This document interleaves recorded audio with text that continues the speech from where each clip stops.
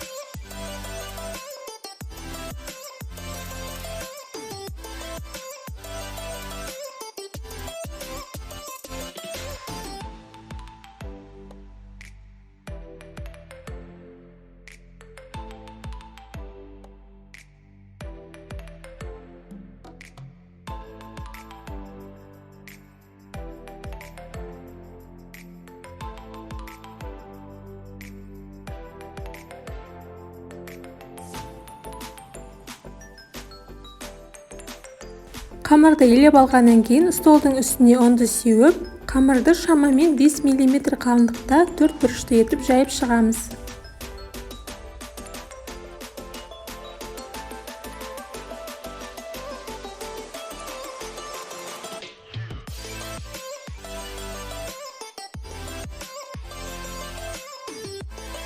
Қамырды жайып алғаннан кейін қамырдың үстіне 3-4 ас қасық қантты сеуіп оқтаумен бір басып өтеміз. Одан кейін видеода көрсетілгендей етіп, кішкене кубиктерге кесіп шығамыз.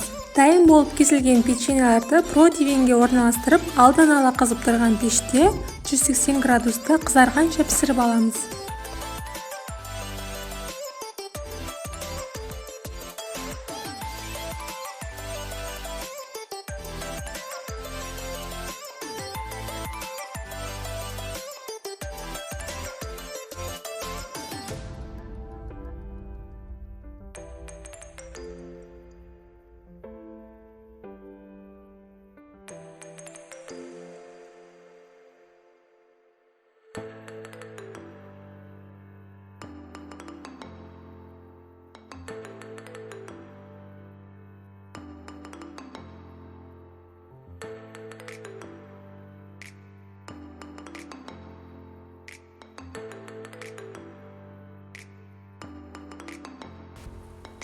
Міне біздің песочный печеньелеріміз пісіп шықты, өте дәмді болып шығады. Сіздер де дайындап көріңіздер.